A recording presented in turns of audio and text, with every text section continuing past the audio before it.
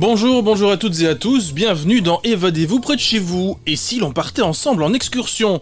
Dans cette émission, nous découvrons ensemble un nouveau lieu chaque jour, merci à notre partenaire Wallonie-Belgique Tourisme. Aujourd'hui, je vous propose de découvrir Liège. Liège est la ville de tous les contrastes. En pleine métamorphose, elle surprend par son architecture et son patrimoine hétéroclite. Les meilleurs exemples sont certainement l'historique place Saint-Lambert, le palais des Princes-Évêques et l'Opéra Royal de Wallonie qui côtoie la gare des Guillemins ultramoderne, œuvre de l'architecte espagnol Santiago Calatrava. Avec ses joyaux architecturaux, 448 édifices classés et culturels, 20 musées, la ville aux 100 clochers vous enchantera. Liège vous invite aussi à découvrir ses espaces verts avec entre autres les coteaux de la Citadelle.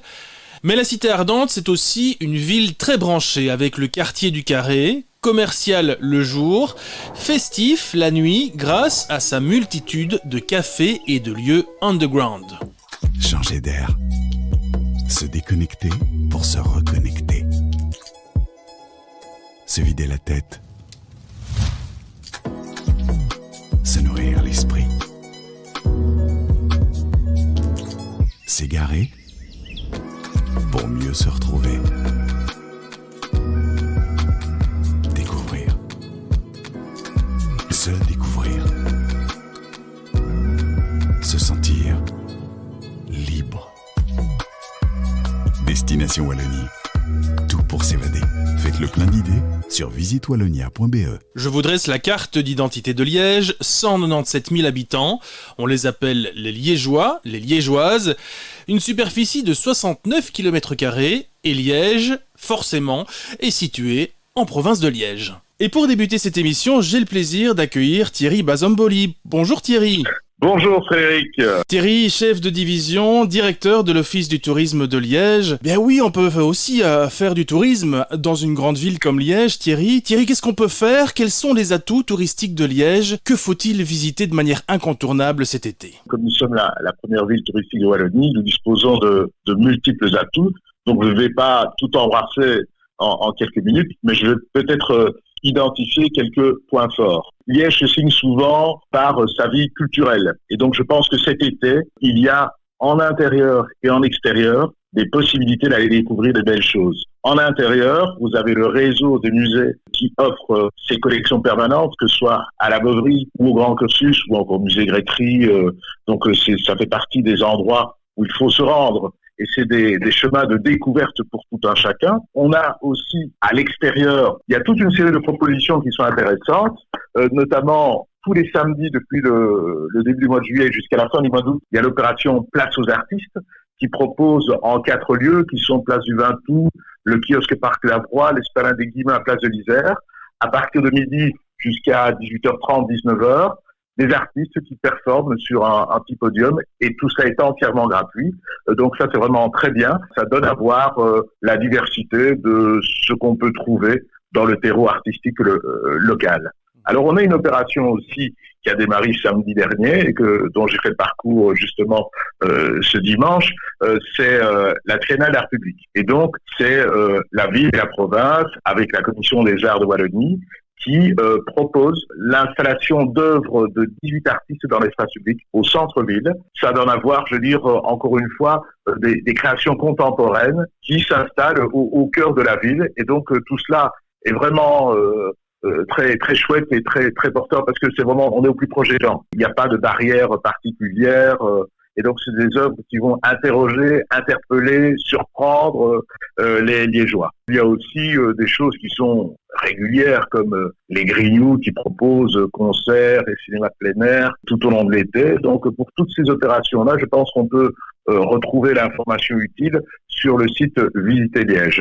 Je peux évoquer encore des visites guidées, des visites thématiques ou des promenades Liège à pied au départ d'un ouvrage qui vient de sortir, qu'on peut acheter à l'Office du tourisme, qui propose 7 parcours bucoliques urbains aux éditions de la province de Liège. On a la possibilité aussi de parcourir la ville en vélo. Le paysage de mobilité a connu une mutation un peu plus rapide que prévu avec l'extension justement des piétonniers. Et donc, il y a des découvertes à faire aussi en partant du rappel, en parcourant la ville, etc. Depuis son vélo. Enfin, on a une navette fluviale qu'on peut emprunter pour aller d'un point à l'autre de la ville pour pas grand-chose, c'est 1 euro, 8 euros. Il y a aussi la possibilité, au départ de cette navette, de parcourir les 4 musées qui sont reliés par la navette.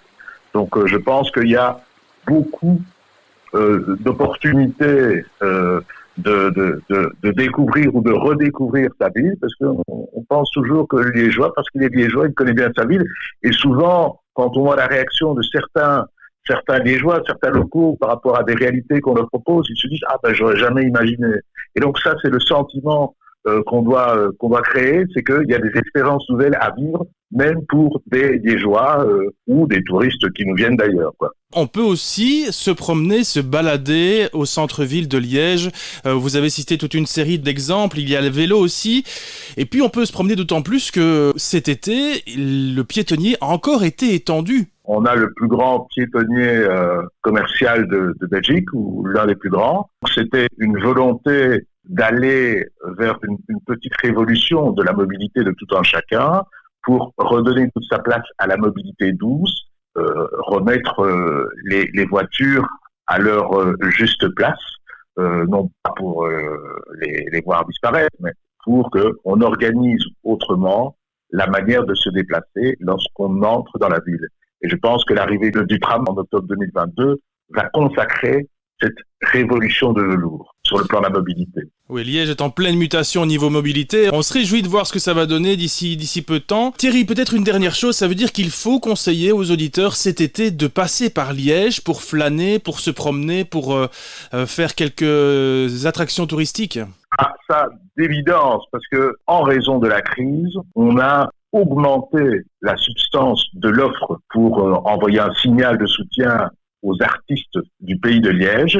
Et donc, c'est pour cela qu'il y a différentes opérations qui permettent de voir ces artistes mis en scène dans le cœur de la ville, ce qui crée une attraction inhabituelle dans la ville. Et quand vous voyez les œuvres des artistes, que vous voyez les spectacles des artistes, les performances artistiques des artistes dans le domaine de l'art plastique, de la danse, de la musique, du chant, du slam, tout cela met la ville de Liège sous un jour totalement inédit.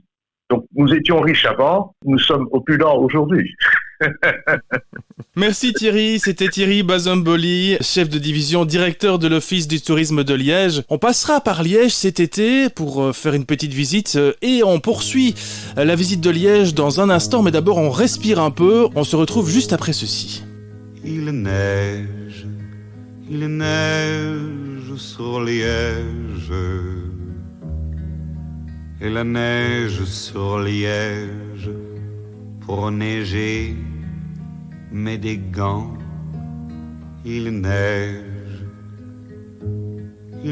sur Liège, croissant noir de la Meuse, sur le front d'un clown blanc. Il est brisé le cri des heures et des oiseaux, des enfants à cerceau, et du noir et du gris. Il neige sur Liège, que le fleuve traverse sans bruit. Il neige sur Liège, et tant tourne la neige entre le ciel et Liège qu'on ne sait plus s'il neige sur Liège, ou si c'est Liège qui neige vers le ciel. Et la neige marie les amants débutants, les amants promenant sur le carré blanchi. Il neige sur Liège, que le fleuve transporte sans bruit.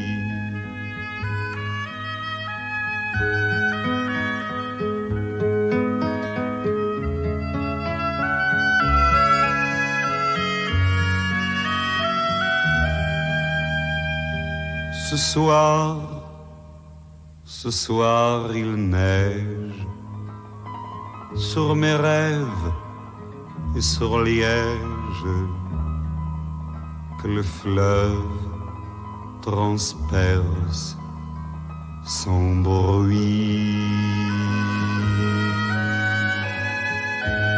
Eh bien, on parle de Liège aujourd'hui et on va parler d'un monument incontournable à Liège, sur la place cathédrale, c'est la cathédrale Saint-Paul. Bonjour Michel. Bonjour. Et bonjour aux auditeurs aussi. Michel Theux, que vous connaissez bien, qui est prêtre dans l'équipe pastorale de Oui, et puis qui est surtout une belle histoire liée à la cathédrale Saint-Paul de Liège, puisque Michel est un mécène. C'est grâce à vous, Michel, eh bien, que les vitraux sont à nouveau de belle facture, qu'ils ont été rénovés. Oui, c'était de fait, comme vous dites, une aventure et qui n'était pas du tout programmée. C'était un peu un coup du hasard, de la grâce, si on veut le dire, qui était d'abord de rénover uniquement les vitraux qui étaient juste en face de l'entrée de la cathédrale, dans la chapelle dédiée à Saint-Lambert. Et puis là, il y avait 3 vitraux. Il y avait les 2 autres à côté. Ça allait être drôle de ne pas faire la série de 5, donc on est passé à 5. Et une fois les 5 en route, la nef centrale allait paraître complètement vide, donc on a décidé de faire les 14 de la nef centrale. Et puis il y avait le grand vitrail, le plus grand vitrail du XVIe siècle en Belgique, le fameux vitrail d'Oultre, du nom du chanoine qu'il avait offert en son temps, au XVIe siècle, dans le transept. Et donc j'ai aussi commandé la rénovation de ce vitrail qui a été remis en place après avoir été déposé pendant 20 ans et resté en caisse pendant 20 ans. Voilà, donc c'est un peu comme ça, avec une volonté d'introduire dans un lieu qui est évidemment un haut lieu patrimonial, d'introduire l'expression contemporaine, la culture de notre temps. La cathédrale a été bâtie à une certaine époque, elle a vécu pendant des siècles et elle doit vivre aussi en notre siècle. Alors la cathédrale Saint-Paul qui fait l'objet depuis de nombreux mois déjà maintenant d'une magnifique restauration. On voit que ça avance en tout cas, hein. Et alors vous le disiez, Oui. vous le disiez, les vitraux ont été relookés, créés par un artiste.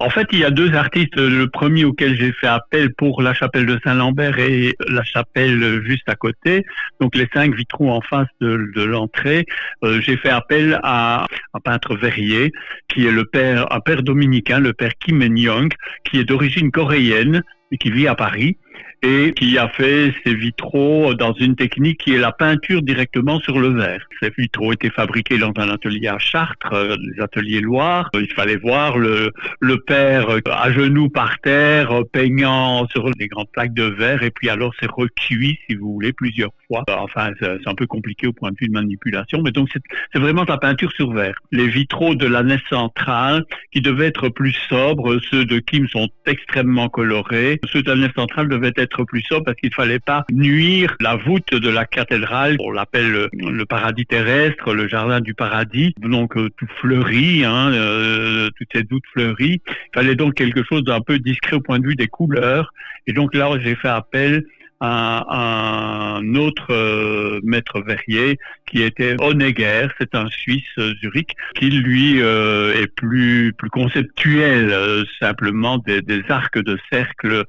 Comme il y avait 7 verrières de chaque côté, de chacune entre 25 à 30 mètres carrés chacune, on a choisi comme thème un peu le thème des 7 jours de la création. On passe du cosmos, si vous voulez, désorganisé vers quelque chose de plus ordonné, la création, dans les parties hautes. Et heureuse surprise, moi j'avais dit cela, on avait un petit peu dit c'était impossible avec des vitraux, parce que le vitrail forcément élue de l'intérieur vers l'extérieur. La lumière doit passer à travers le verre pour lire le vitrail. Et moi, j'aurais voulu quelque chose qui puisse s'apercevoir depuis le piétonnier de Vinavdil, d'avoir quelque chose qui attire l'attention sur la cathédrale. Je dois dire que c'est assez réussi. Un petit gamin, en fait, a peut-être eu la meilleure expression au moment de l'installation de ces vitraux en disant à sa maman: « Oh, regarde maman, il y a une lanterne magique là au bout. » Parce qu'en fait, la lumière passant à travers les deux séries de vitraux font vraiment un puzzle qui bouge à tout bout de champ. Quand il y a du soleil, c'est de fait assez étonnant.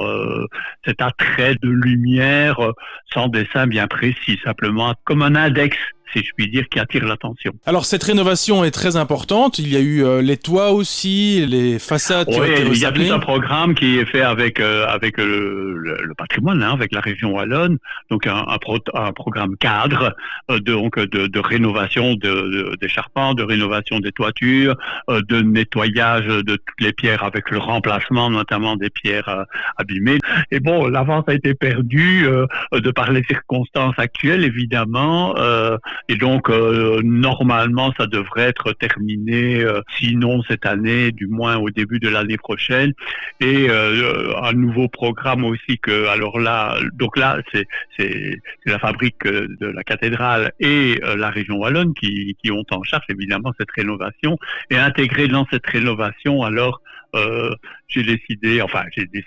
j'ai proposé, mais bon, j'en suis le mécène comme pour les vitraux, le réaménagement de l'entrée de la cathédrale avec notamment un nouveau portail à la cathédrale qui sera une œuvre d'art pour aussi de nouveau attirer l'attention vers l'entrée de la cathédrale. Cette fois-ci, ce sera un grand portail en laiton doré. Oui, avec cette prolongation aussi de la place cathédrale qui devient aussi piétonnier, ça devient très intéressant. Certainement, et j'ai été très heureusement d'ailleurs surpris, si je puis dire, ou en tout cas intéressé, lorsque j'ai appris qu'il y avait eu une intervention au niveau du collège de la ville, où deux échevins s'étonnaient que finalement on n'entrevoyait pas de réaménager un parvis à la cathédrale, disant que c'était la seule, sinon une des rares cathédrales en Europe à ne pas avoir un parvis qui quelque part introduit au bâtiment. De fait, ici, on est directement sur la rue, quoi.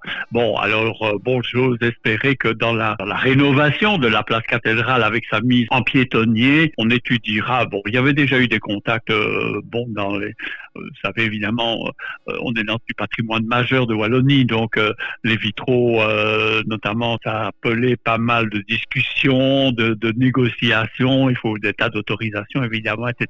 Et dans les comités, un des comités qui gère, si je puis dire, la surveillance tout à fait normale de ces travaux, il y a de fait un représentant de la ville, et il avait déjà été question justement en disant, il faudrait peut-être un jour entrevoir etc.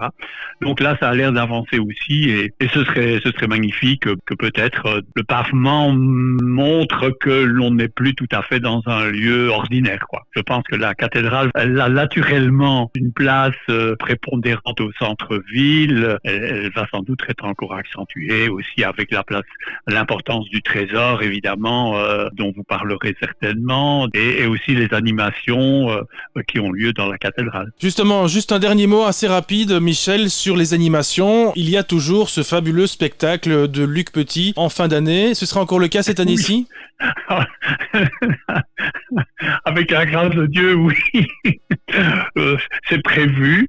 Le texte est déjà écrit. Il y a des acteurs qui sont déjà retenus. Maintenant, c'est le grand point d'interrogation, évidemment. Bon, alors, une semaine, on espère bien. La semaine suivante, on se dit, oh là là, c'est par terre. Parce que, on ajustera. Ce sera d'ailleurs pas le seul lieu où on va ajuster. Cette opération de Noël dans la cathédrale, c'est un concept que j'ai créé avec Luc pour Liège, en fait. Et puis, le succès de Liège a amené des petits jeunes, puisque maintenant, nous avons 7 cathédrales en parallèle, dont Lille l'année dernière. Et pour cet hiver, nous retournerons aussi, entre autres, à Lille, normalement, et nous irons même à Paris, juste à côté de Beaubourg. Vous avez là un scoop, parce que ce n'est pas encore du tout officiel. Donc, nous irons à l'église de Saint-Méry à Paris, juste à côté de Beaubourg. Mais tout ça, dépend évidemment des circonstances. Et là, il y a sans doute, Dieu seul sait si ça se sera possible ou pas. Merci Michel Theux d'être passé par l'antenne d'RCF pour nous parler de la cathédrale Saint-Paul de Liège. Nous, on poursuit l'exploration bonne visite à tous les auditeurs, alors aussi. Des vitraux, il faut aller les voir, plutôt que d'en parler. Merci Michel. On continue l'exploration de Liège dans cette émission. On se retrouve dans un instant. Nous, on fait une petite pause parce qu'on a bien le droit de respirer un petit peu aussi. Waking up to ash and dust, I wipe my brow and I sweat my rust. I'm breathing in the chemicals. Oh, I'm breaking in, I'm shaping up, then checking out of the prison bus. This is it, the apocalypse. Whoa, I'm waking up, I feel it in my bones enough to make my systems blow. Welcome to the new age, to the new age. Welcome to the new age, to the new age. Whoa, I'm radioactive, radioactive. Whoa, I'm radioactive, radioactive. Raise my flag, I don my clothes. It's a revolution, I suppose. We're painted red to fit right in. Whoa,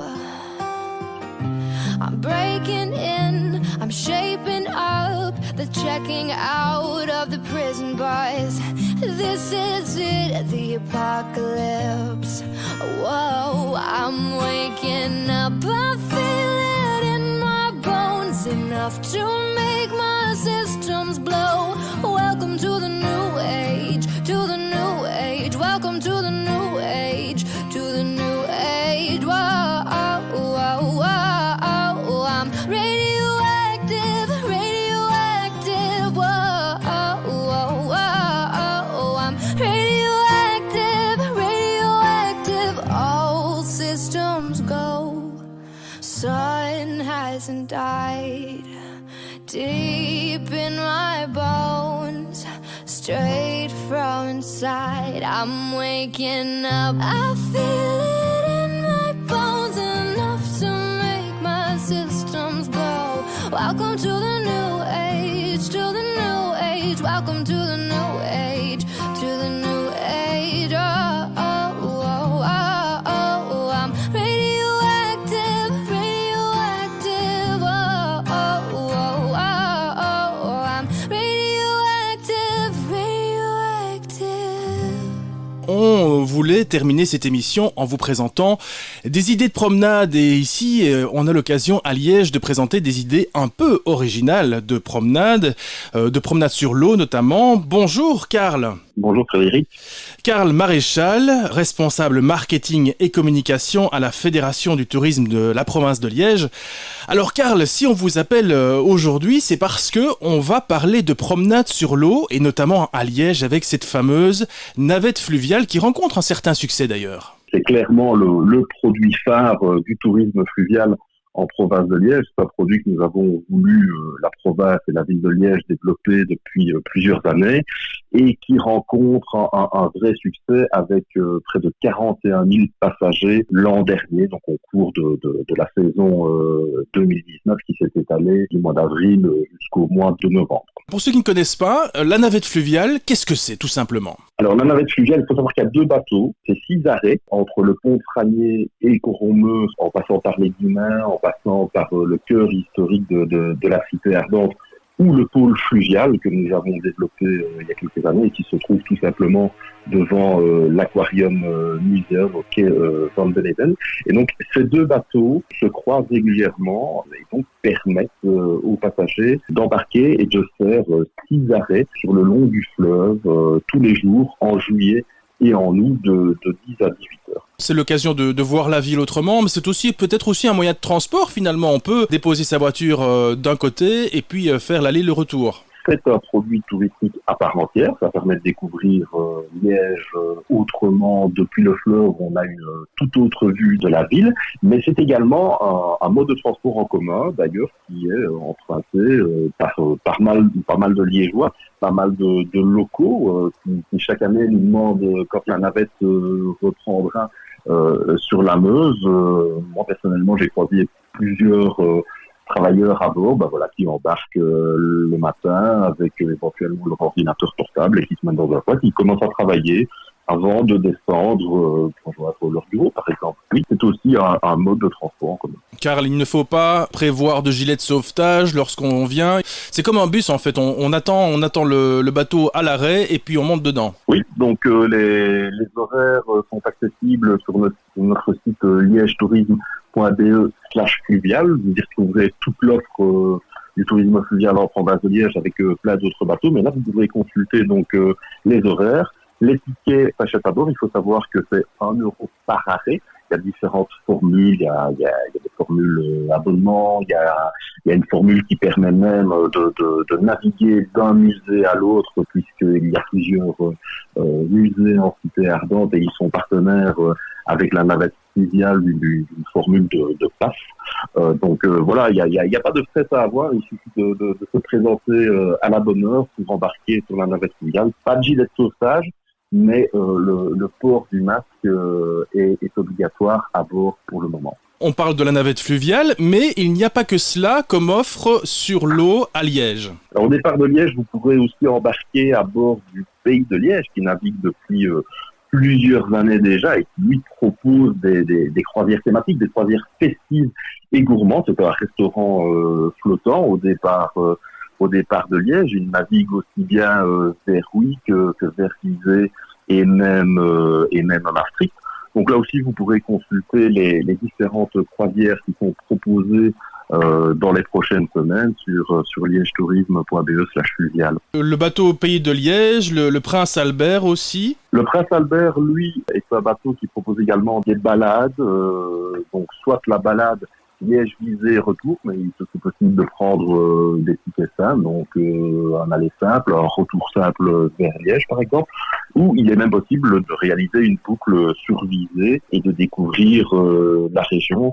Les tickets s'achètent à bord ou auprès de la maison du tourisme du Pays de Herve. Et pour le Pays de Liège que j'ai cité auparavant, veuillez noter que la réservation, là, est obligatoire puisqu'il y a un service repas qui est assuré à bord. Alors ça, c'est pour l'aspect détente, promenade, mais il y a aussi des possibilités d'aller sur l'eau sans bouger et en buvant un verre notamment. Et c'est un concept assez original qui a vu les jours l'année dernière. C'est bien la preuve qu'il y a vraiment un développement important du tourisme fluvial en province de Liège et en particulier sur Liège. C'est ce concept d'apéro sur Meuse. Alors c'est quoi? C'est une terrasse éphémère en juillet et en août. Je ne vous donnerai pas d'horaire parce qu'il n'y en a pas. Il faut consulter la page Facebook de l'opération. C'est lié entièrement à la météo. Donc il faut vraiment se renseigner sur Facebook pour savoir quand la terrasse est ouverte. Mais avec les jours qu'on nous annonce, elle va être régulièrement ouverte. C'est plus de 3000 personnes l'an dernier qui ont pu donc prendre un verre le long de la Meuse. Et ça se passe où? Ça se passe au pôle fluvial, de nouveau, devant l'aquarium muséum au Quai Van Bonnet. Un petit mot aussi sur les croisières, je vais les appeler les croisières qui partent de Liège et qui partent à l'extérieur de Liège. J'ai beaucoup parlé de Liège, mais je m'en voudrais de ne pas citer ce qui se passe aussi à Huy, puisque là, vous avez la possibilité d'embarquer à bord du Valmozan, qui est un bateau sympathique qui permet des balades d'1 heure, de découvrir Huy autrement. Sur Liège, c'est possible via les navettes et les autres bateaux que j'ai cités, mais sur Huy, on découvre un tout autre paysage. Il y a des formules commentées, il y a des formules nocturnes, et là aussi, j'invite les auditeurs à consulter les horaires et les différentes formules sur liegetourisme.be/fluvial. Merci Karl, merci de nous avoir présenté l'offre fluviale qui passe par Liège et que je vous invite notamment à découvrir si vous ne la connaissez pas. C'est très sympa. Merci Karl Maréchal. Je rappelle que vous êtes le responsable marketing et communication à la Fédération du tourisme de la province de Liège. Et nous, durant 30 minutes, nous avons découvert Liège, découvert l'offre touristique que vous pouvez trouver à Liège. On se retrouve très prochainement pour une nouvelle destination touristique. Je vous souhaite une excellente journée. Merci Frédéric. Because